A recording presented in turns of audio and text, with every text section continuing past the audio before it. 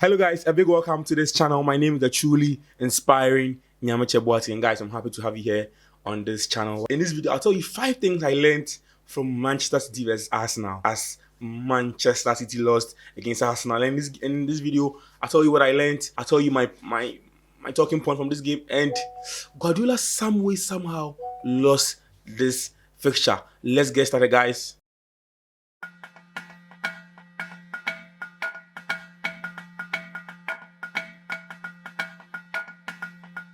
So first thing I need to talk about to you in this video is that Arteta deserves huge credit for how he won this game. And guys, I watched this game and I was like, wow, what a game from Arteta. What a game from Arsenal. Look at how they string passes. Look at how they play with purpose. I watched Arsenal play Man City last season and you could tell they were all over the place. In the last match where Manchester City won 4-1, you could tell the Arsenal were all over the place. And today, you could see a different Arsenal with Julian Timber, with Thomas Partey, with Declan Rice, with Aaron Ramsdale, and the guys were so perfect. We were so sharp.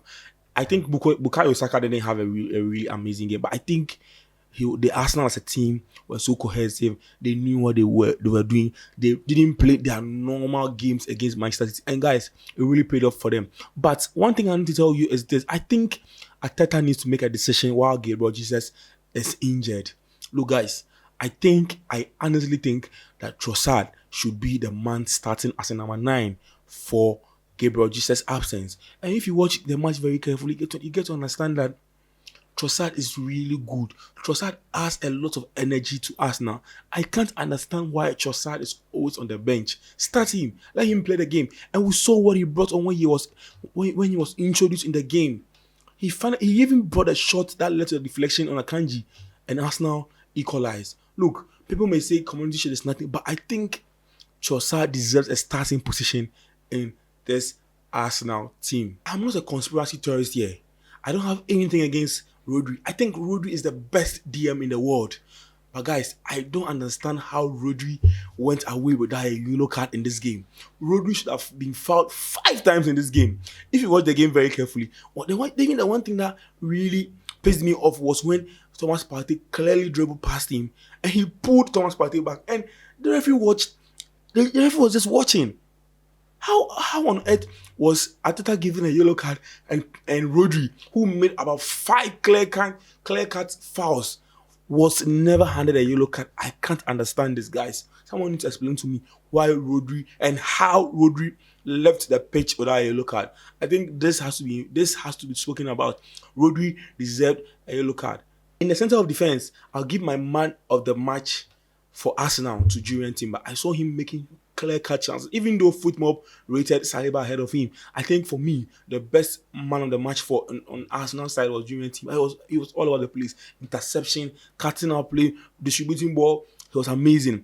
Declan Rice also showed some flashes of experience and flashes of what he can give to the Arsenal team. But I think Thomas Partey showed us why Arsenal must keep him in the team.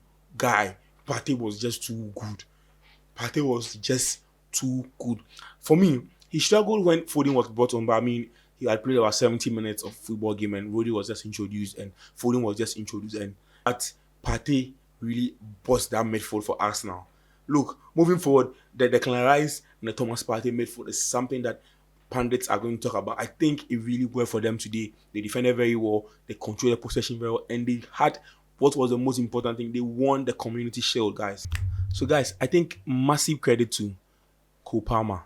If you look at the goal he scored, that's a brilliant goal. A young boy come from an academy score a goal against at this level of the game. I think it was really amazing. But let's talk about that 10 from Phil Foden. Oh my God, look at how he left Partey. Partey didn't know what to do. And amazing game from Manchester City. But all credit to Cole Palmer for scoring that screamer of a goal.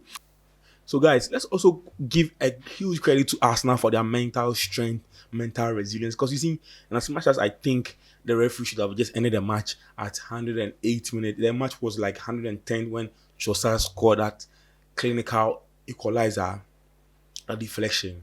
I think Arsenal really did very well when it comes to their mental resilience. They were so strong. They kept on knocking at the doors of Arsenal. You could see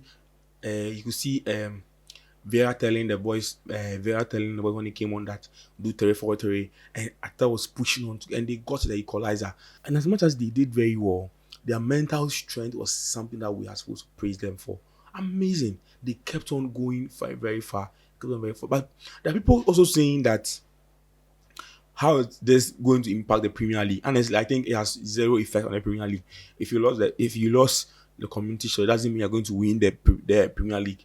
If you won the Community Shield too, it doesn't really mean you are going to win the Premier League. What matters is putting very work. What matters is putting much work for the Premier League, and you're going to win it. Thanks, guys. So, guys, this is where we bring this one to an end. 5 things I learned from this game.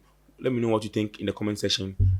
More things to come, more football content. The best is yet to come. Thanks.